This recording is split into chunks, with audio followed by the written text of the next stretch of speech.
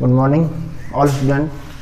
कल हमने कुछ क्वेश्चंस भी किए और हमने कहा कि कल इसके आगे हम क्लास में कुछ आगे जो व्यतिकरण की जो महत्वपूर्ण बिंदुएं थी और जो फ्रिंज चौड़ाई थी उसकी निर्भरता हम आज पढ़ेंगे। तो पहला पॉइंट मैं लेके चल रहा हूं इसमें,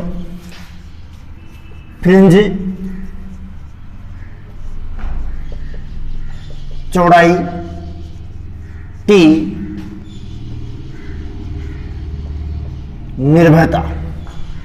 निर्भरता का मतलब यह हुआ कि फ्रिंज चौड़ाई जो बीटा है उसका मान किन किन पर निर्भर करता है। ठीक है, हमने इसमें यह पढ़ा था कि बीटा बराबर lambda capital D upon small D. यह हमने फ्रिंज चौड़ाई में पढ़ रखा है, यही पढ़ा था।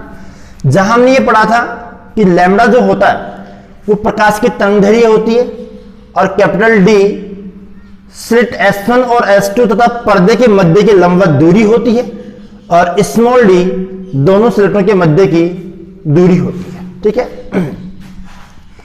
इसमें पहला पॉइंट मैं ये कह सकता हूं क्या कि जो फ्रिंज चौड़ाई होती है, फ्रिंज चौड़ाई बीटा का मान आपतित प्रकाश की तरंगदैर्घ्य क्या होता है, समानुपाती होता है।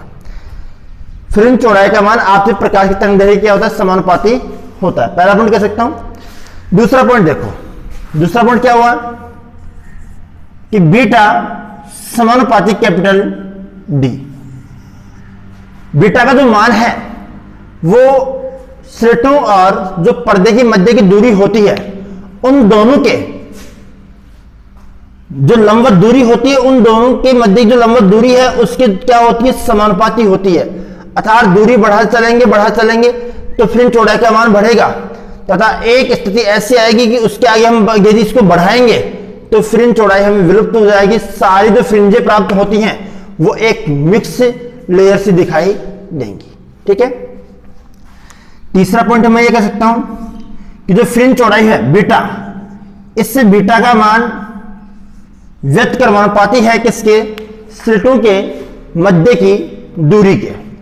जब इस स्लिटों के मध्य की दूरी के व्यतिक्रमानुपाती है तो इसके बारे में हम ये कह सकते हैं क्या कि यदि हम दोनों स्लिट S1, जैसे मान लो ये हमारे पास में स्लिट थी, एक S1 और एक S2, ये मिल जाती है S1 होगी, ये क्या होगी S2। इन दोनों की मेरी दूरी क्या मानी थी, मैंने स्मॉल डी मानी थी। तो इस दूरी का मान मैं बढ़ाऊंगा तो फ्रिंज चौड़ाई का मान क्या होगा, कम होगा, और इसका कम करूंगा तो क्या होगा, इसका मान बढ़ेगा। ठीक है, चौथा पॉइंट मैं ये कह सकता हूं कि यदि मैं ये कहूं, हमने क्या लिया था, इंस्ट्रूमेंट लिया था, यंग द्विस्लिट प्रयोग लिया था। यंग डबल स्लिट एक्सपेरिमेंट में यंग डबल स्लिट जो इंस्ट्रूमेंट उपयोग करते हैं, यूज करते हैं, उसको किसी अलग माध्यम के द्रव में, जैसे माना हवा में निर्वात में ही और द्रव में डुबा दिया। ये किस में है, निर्वात में स्थित है, उसको किस में डुबा दूं, मैं द्रव में डुबा दूं।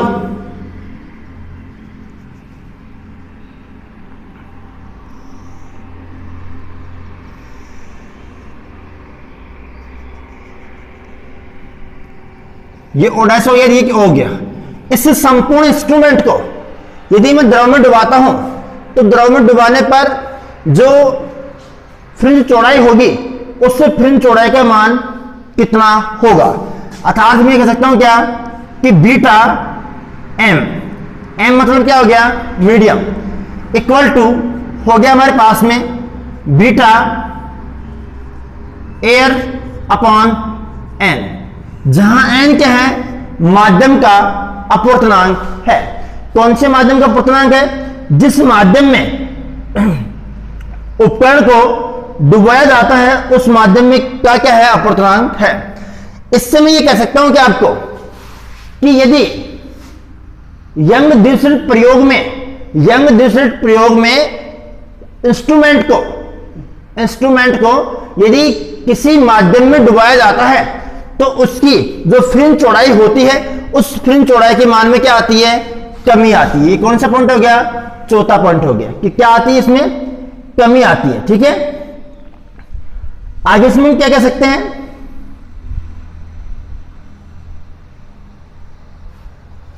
जो हमारे पास में फ्रिंजें प्राप्त होती है किसमें, यंग द्विसर प्रयोग में काली और चमकीली फ्रिंज प्राप्त होती है।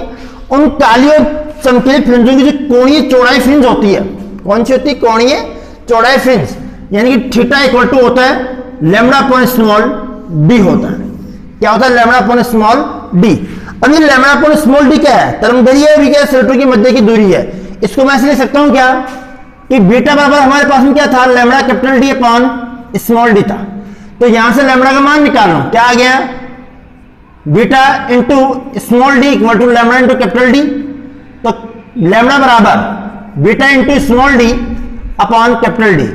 ये वैल्यू कहां पुट कर दूं मैं, यहां पर, तो क्या हो गया, थीटा बराबर beta into small d upon capital D into small D. Small D से स्मॉल डी क्या हो गया, कैंसिल हो गया। तो थीटा बराबर बीटा अपॉन कैपिटल डी, यानी कि उन फ्रिंजों की जो कोणीय चौड़ाई होगी वो फ्रिंज चौड़ाई और पर्दे की मध्य की दूरी के अनुपात के बराबर होगी। ठीक है, नेक्स्ट देखो, इसी इन टॉपिकों के आधार हम क्या करते हैं, एक दो क्वेश्चन और देखते हैं।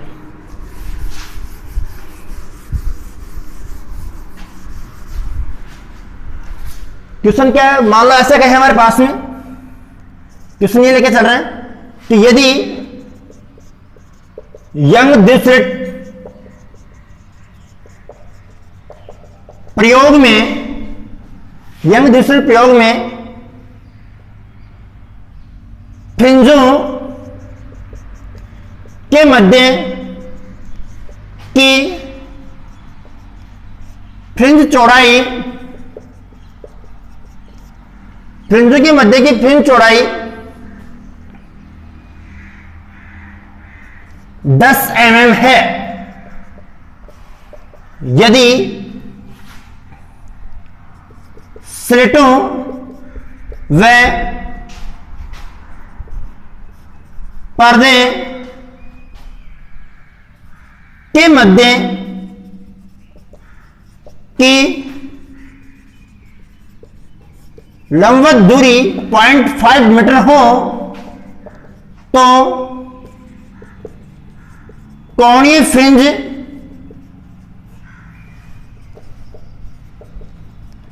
चौड़ाई का मान होगा। कोणीय फ्रिंज चौड़ाई का मान कितना होगा। देखो हमें क्या दे रखा है, हमें इसमें दिया है कि फ्रिंज चौड़ाई का मान 10 mm दे दिया, मिलीमीटर दे दिया, और डी का मान 0.5 दे दिया। तो थीटा का मान कैसे निकाल, सीधे सीधे निकाल देंगे, सीधा पॉइंट रखा करिए, 10 × 10⁻³ अब इस 0.5 को मैं 1/2 लिख सकता हूं क्या, तो थीटा में कितना हो गया, 10 × 10⁻³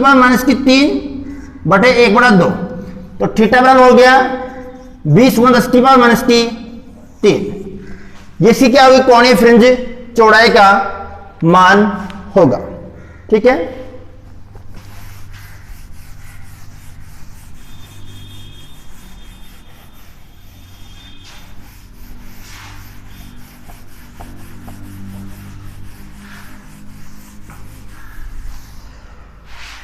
देखो भाई अगला पॉइंट पढ़ेंगे इसमें, व्यतिकरण में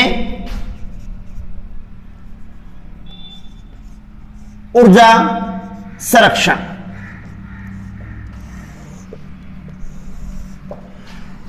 इसमें हम ये पढ़ेंगे कि जो व्यतिकरण घटना होती है, व्यतिकरण प्रतिरूप होता है, उससे व्यतिकरण प्रतिरूप में हमने ये देखा यंग द्विसर प्रयोग में कि एक चमकीली और एक काली फ्रिंज हमें क्या होती है, प्राप्त होती है। सपोज दैट मैं ये मान के चल रहा हूं कि हमारे पास में ये प्रतिरूप प्राप्त हुआ है,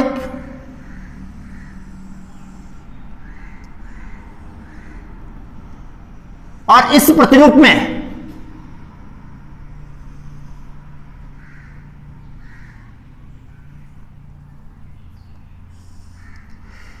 ये केंद्रीय फ्रिंज प्राप्त होगी। ये क्या होगी, केंद्रीय फ्रिंज। और जो केंद्रीय फ्रिंज होती है वो कौन सी होती है, चमकीली होती है। उसके आगे ये होगी प्रथम काली फ्रिंज हो गई। ये क्या हो गई? प्रथम काली हो गई।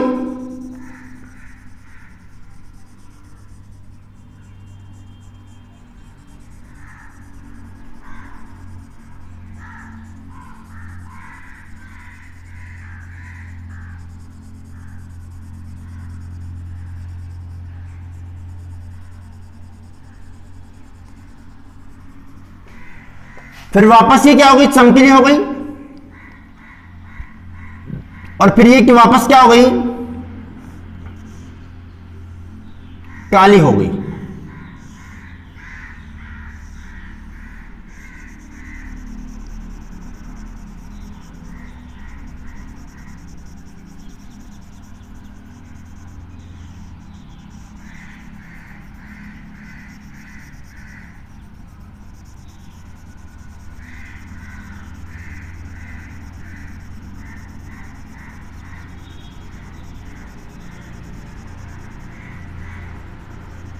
ठीक है, इसी प्रकार इधर भी क्या होगी? ये काली हो गई।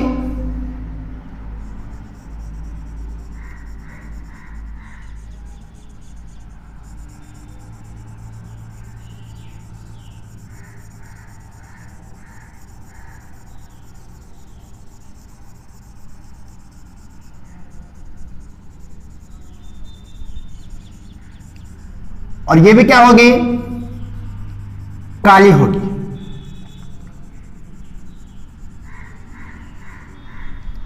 फिर चमकीली और फिर क्या हो गई?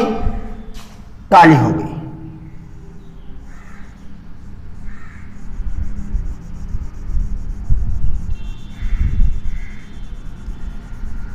व्यतिक्रमण प्रयोग में यंग दूसरे प्रयोग में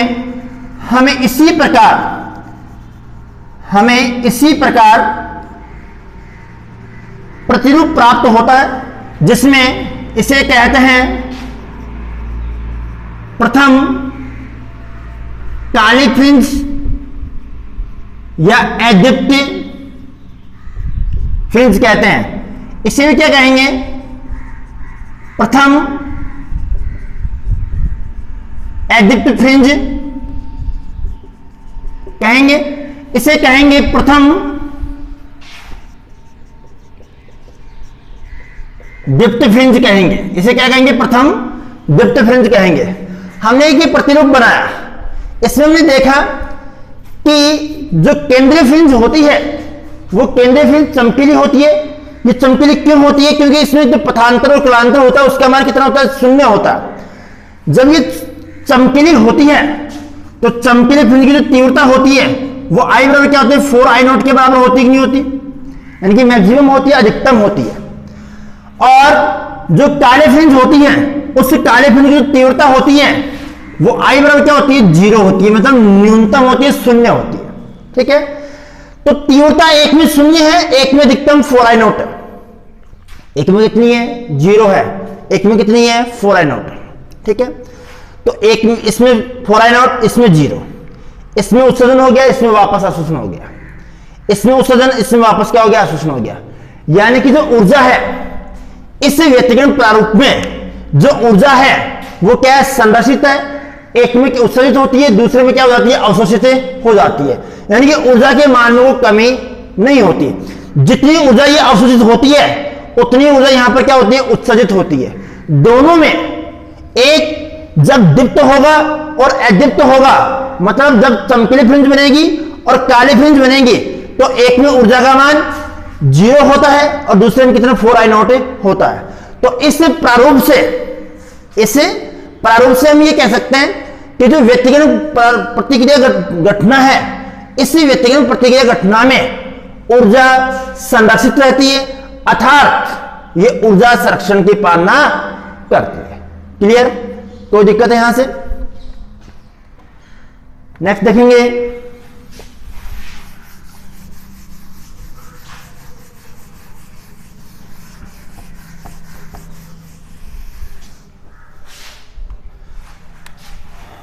व्यतिकरण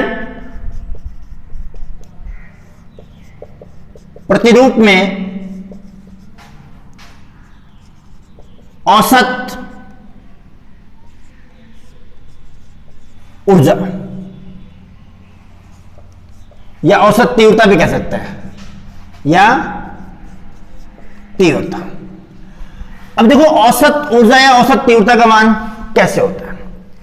हमने पढ़ा, पहला पॉइंट हमने ये पढ़ा कि जब समपोषी व्यतिकरण होता है, कौन सा व्यतिकरण होता है? समपोषी व्यतिकरण।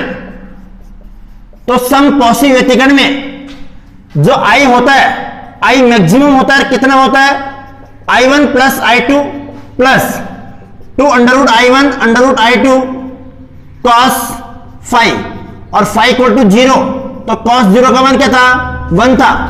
तो I maximum equal to I1 plus I2 plus 2 under I1 under I2। इसमें हमने ये लिया था यदि I1 बराबर I2 बराबर क्या हो? I0 लो, तो I maximum I0 plus I0 plus 2 under I0 under I0, तो क्या बन गया? ये अंडर I0 का स्क्वायर हो गया, बाहर निकल के I0 आएगा, क्या हो गया? I मैक्सिमम बराबर 4I0। ये किस में आया था हमारे पास में? समपोषी में। और दूसरा पॉइंट कहें, विनाशी व्यतिकरण, इसमें क्या आया था? आई मिनिमम बराबर 0। 0 क्यों आया था? क्योंकि फाई का मान क्या था? पाई, और कोस पाई का मान -1, तो ये -1 हो जाएगा यहां पर, तो माइनस का 2 और माइनस प्लस का 2 क्या हो गया? 0। क्या आया था? 0 आया था, यही आया था।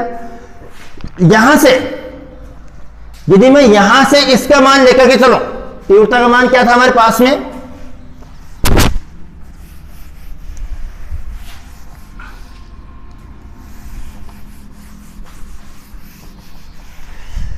जो तीव्रता का मान था हमारे पास में कितना था? I बराबर I1 plus I2 plus 2 under root I1 under root I2 cos five. ठीक है, इसमें माने यदि I1 बराबर क्या हो, I2 बराबर क्या हो, I0 के बराबर मान है, यानी कि तीव्रता का मान क्या हो? समान हो, तो I बराबर I0 plus I0 plus 2 under root I0 cos five. ठीक है, ये क्या बन गया? 2I0, और ये भी क्या बन गया? 2I0 into cos five.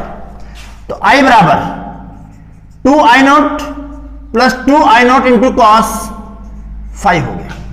दोनों में क्या कॉमन आ रहा है? क्या कॉमन आ रहा है? दोनों में कॉमन आ गया 2I0, तो I बराबर 2I0 multiply 1 plus cos five, 1 plus cos 5। अब ये 1 प्लस cos 5, इसका जो मान होगा वो मान कितना होगा? इसका मान कितना होगा? यहां से हम इसको cos 5 को हल कर सकते हैं, नहीं कर सकते? ये जो cos 5 को हम हल करेंगे, ये कितना आएगा? बताओ भाई, कितना आएगा?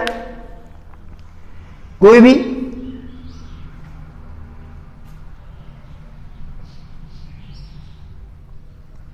इस cos 5 का मान कितना आएगा?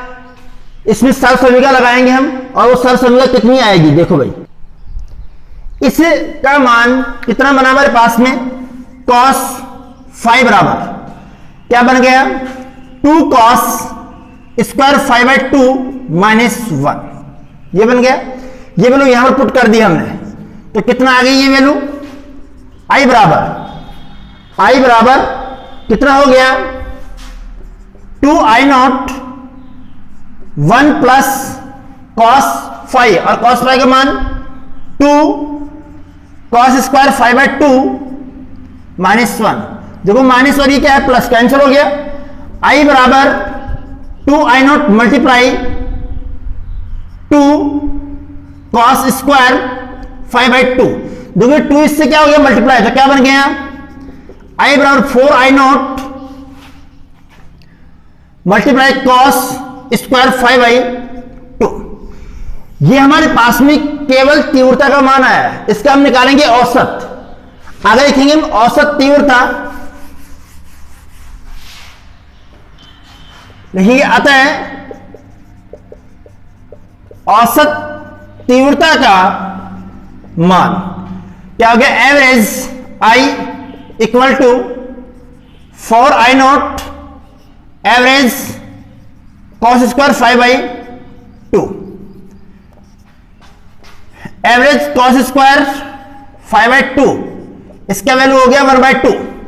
तो क्या बन गया, average I equal to 4 I not multiply 1/2, 2 से 2 क्या हो गया, कैंसिल। तो average I equal to 2 I not, यानी कि ये कह सकता हूं कि व्यक्तिगत प्रतिरूप में जो औसत तीव्रता होती है वो कितनी होती है, 2 आई नॉट के बराबर होती है। 2 आई नॉट के क्या होती है, बराबर होती है।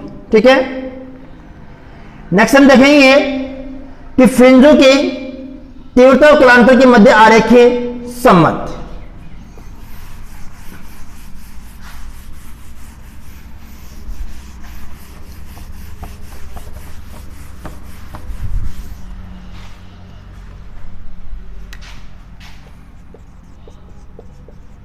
फ्रिंजों की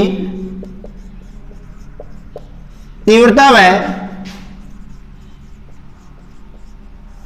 कलांतर के मध्य आरेखीय संबंध। देखो भाई, मैंने ग्राफ ले ली और इसमें हॉरिजॉन्टल और वर्टिकल 2 लाइनें मैंने क्या कर दी, ड्रॉ कर दी।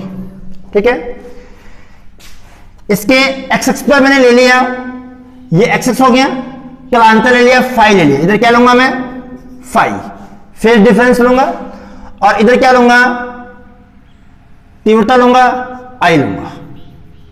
ठीक है, यहां मैंने इसमें जब समपोषी व्यतिकरण होता है, विनाशी व्यतिकरण होता है, उसके अनुसार मैंने एक लाइन ड्रॉ की और ये मान के चल रहा हूं जो ये लाइन ड्रॉ कर रहा हूं ये मैक्सिमम तीव्रता के लिए ड्रॉ कर रहा हूं। किसके लिए ड्रॉ कर रहा हूं, मैक्सिमम तीव्रता के लिए क्या कर रहा हूं, ड्रॉ कर रहा हूं। ठीक है, यहां से फाई का मान जब 0 होगा, जब फाई का मान कितना होगा, 0 होगा, तो कौन सा व्यतिकरण होगा, समपोषी होगा, और समपोषी तीव्रता का मान क्या होगा, मैक्सिमम होगा कि नहीं होगा। फिर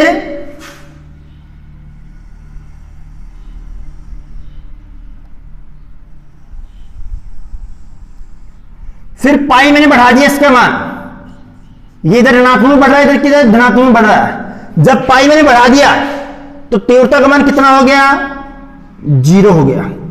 जब विनाशी व्यतिकरण होता है तो विनाशी व्यतिकरण जो कलांतर होता है वो पाई का क्या होता है, विषम गुणित होता है, और पाई का जब विषम गुणित होगा तो उसकी तीव्रता का मान न्यूनतम होता कि नहीं होता। फिर मैंने आगे बढ़ाया,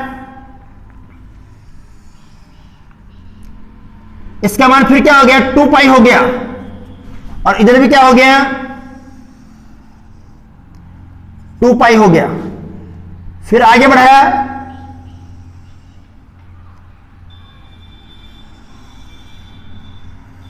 ऐसे बढ़ती जाएगी तीव्रता।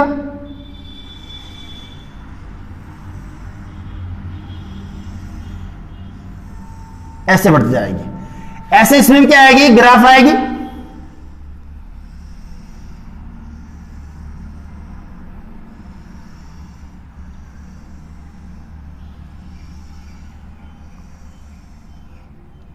ऐसे तो इसमें क्या हो गया, ये 3 पाई हो गया, ये 4 पाई, ये 5 पाई, ये 6 पाई, ये 7 पाई, ये 8 पाई, और ये 9 पाई।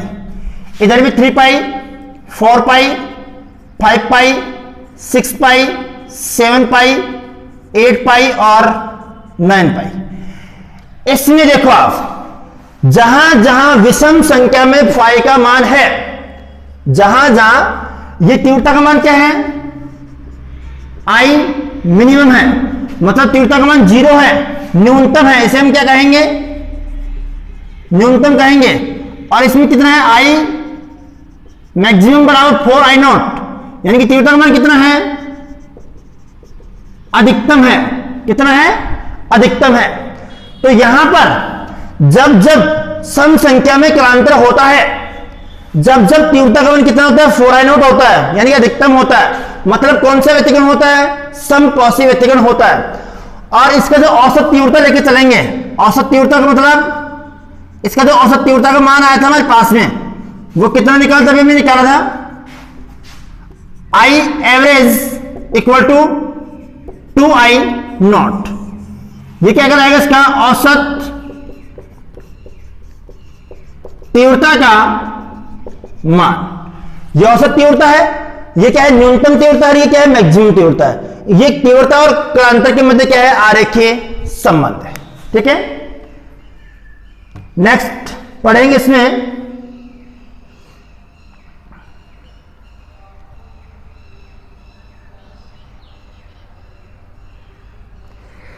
श्वेत प्रकाश के कारण उत्पन्न व्यतिकरण फ्रिंज है। अगला टॉपिक है, लास्ट टॉपिक पढ़ेंगे इसमें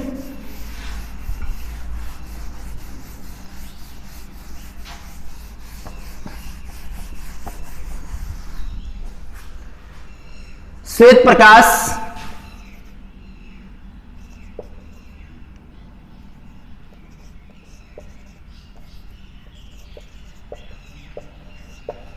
प्रकाश के कारण उत्पन्न व्यतिकरण फ्रिंज के कारण उत्पन्न व्यतिकरण फ्रिंज।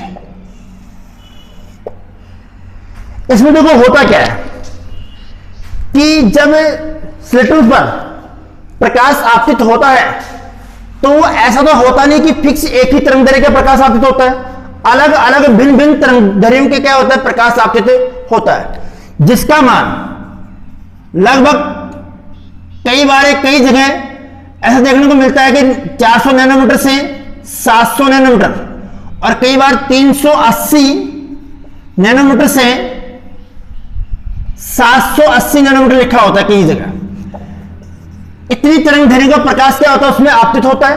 मतलब यह हुआ कि जो प्रकाश इन तरंगदैर्घ्य के मध्य का आपतित होता है तो उनकी तरंगदैर्घ्य क्या हो गई, अलग अलग हो गई, जिसके कारण हमें जो व्यतिकरण फ्रिंजें प्राप्त होती हैं, उन्हें व्यतिकरण फ्रिंज की जो चौड़ाई होती है वो चौड़ाई भी क्या होती है, भिन्न भिन्न प्राप्त होती है।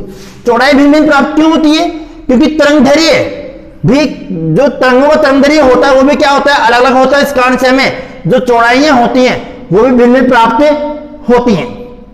ठीक है, लेकिन जो केंद्रीय फ्रिंज होती है वो केंद्रीय फ्रिंज श्वेत फ्रिंज प्राप्त होती है, क्योंकि मध्य बिंदु पर पहुंचने वाली तरंगें होती है, उन तरंगों के मध्य पथांतर कितना होता है, 0 होता है।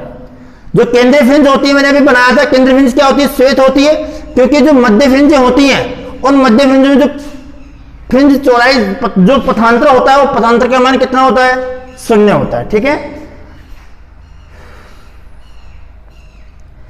यदि केंद्रीय फ्रिंज श्वेत फ्रिंज बने तो दोनों ओर, यदि केंद्रीय फ्रिंज श्वेत फ्रिंज बनती है तो दोनों ओर जो कलर इसके रंग होते हैं वो सबसे निकट रंग जो होता है लाल रंग होता है, और सबसे दूर जो रंग होते हैं वो बैंगनी और रंग होते हैं। ठीक है, तथा इसके बाद में जो विभिन्न रंग होते हैं वो मिक्स हो जाते हैं, स्पष्ट रूप से दिखाई नहीं देते। इस प्रकार हम ये कह सकते हैं कि श्वेत प्रकाश द्वारा भी क्या होता है, व्यतिकरण फ्रिंजें प्राप्त होती हैं।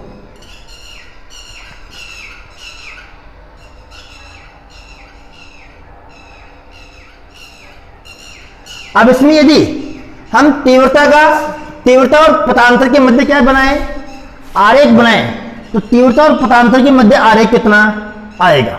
देखो भाई, इसमें लास्ट संबंध पढ़ रहे हैं व्यतिकरण का, क्या आएगा, तीव्रता में पथांतर लैम्डा या डेल भी कह सकते हैं, लैम्डा या डेल के मध्य आरेखीय संबंध। वही हमने एक वर्टिकल एक हॉरिजॉन्टल लाइन ड्रॉ करेंगे, इसके एक्स एक्स पर पथांतर ले लेंगे, डेल या लैम्डा, ठीक है, और वाई एक्स पर तीव्रता ले लेंगे। इसके ऊपर की ओर मैंने एक लाइन ड्रॉ कर दी और व्यक्तिगत फ्रिंजे प्रतिरूप तैयार किया इसे।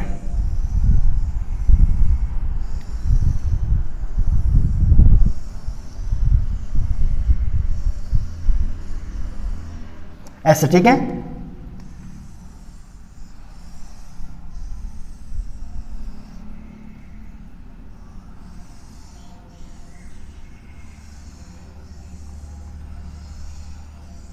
ऐसे ये क्या हो गया 0, ये क्या हो गया लैम्डा बाय 2, ये लैम्डा, ये फिर यहां पर 2 लैम्डा, ये 3 लैम्डा 4 लैम्डा, ऐसे ये भी क्या हो गया लैम्डा 2 लैम्डा 3 लैम्डा 4 लैम्डा।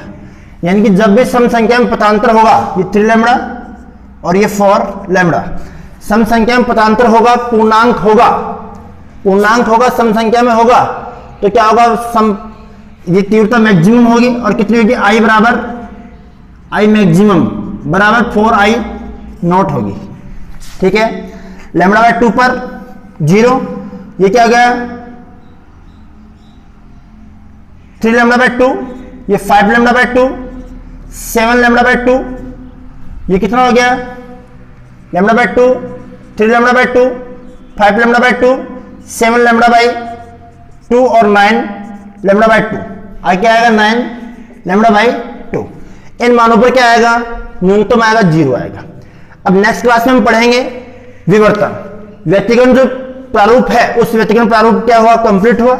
इस व्यतिकरण प्रारूप में जो हमने 11वीं कक्षा में पढ़ा था डॉपलर प्रभाव, ध्वनि का डॉपलर प्रभाव, उसमें एक प्रेक्षक स्रोत था, दूसरा श्रोता था।